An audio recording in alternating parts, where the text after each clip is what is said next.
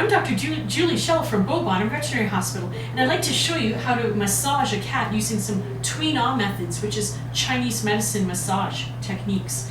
So first of all, this is Thor. He's a beautiful boy. He's a flame point, and what we end up doing with him is putting on oils. So we already have applied some peace and calming oils, and that helps really relax him.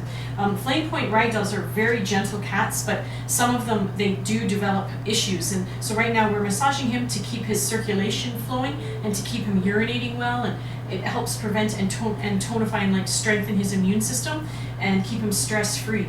So what we do first of all is do circular massage motions, and it's kind of like if you've ever seen the movie The Karate Kid, it's like wax on, wax off. So it's like really like circular motions in every direction. I never go right on top of the spine. I always go along the side of the spine, and so you can dig right deep into the muscles. So it's like circular, clockwise, and then you can go counterclockwise as well. And sometimes I like the neck to be massaged as well. So you can use the pads of a few fingers to massage the neck of his body. And he'll lean in, like as you can see, he likes the neck a lot, so he'll lean into those areas. And often they will lean into the areas that are a bit tender, and so you should definitely focus a little bit more on those. You can even use a finger for him rather than a palm of your hand or even a few fingertips at once. And the next massage method I like is like a rolling method.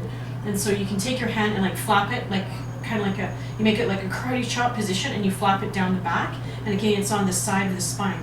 And so what that does is it kind of circulates the blood better, and it also massages and pushes into the muscles in a way that a cat has really never had that done to him before.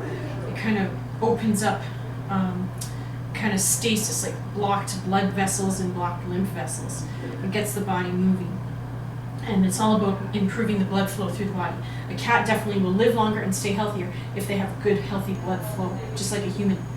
And so the next massage technique that I like is kneading. And so all of you are probably familiar with how a cat kneads like blankets. So just kind of pretend you're a cat kneading him. So it's like pinching and grabbing, and he will direct you toward areas that he really appreciates. And if you find that he doesn't like a certain area, then just back away and go to a different area. We've already been giving him his vaccine today, and we've been giving him an exam, so he's probably a little bit overstimulated, but that's okay. He'll still lean into the places that he enjoys.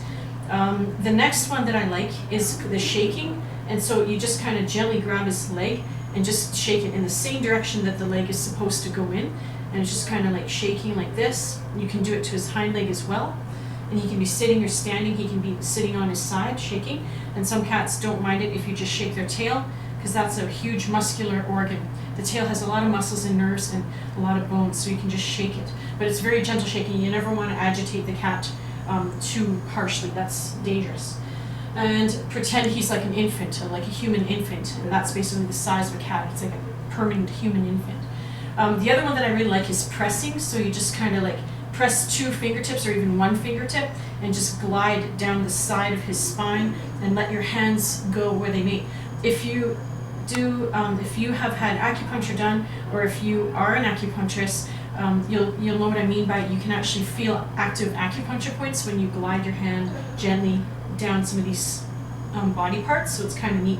I use this method a lot when I'm diagnosing cats and dogs during their Chinese medicine examination. And then the last method that I really like is the patting method. So you can either cup your hand if it's a big cat or if it's a big dog, or you can like just use a couple fingers and just kind of pat him. So it's like pat a cake, and just kind of pat him all the way down his big muscles, and they'll definitely do that thing again where they'll lean into the areas that they really enjoy. And it is a really nice way to also invigorate the blood flow and invigorate the muscles, break up muscle and connective tissue adhesions, and help relieve muscle knot and muscle pain, and just get him flowing. And so that's a really fun method as well. And yeah, so definitely if you have any questions, give us a call, and our number is 403-278-1984, or check us out online, and there's some more video demonstrations at www.bowbottomvet.com. Thank you very much. Good boy, Thor, look at you.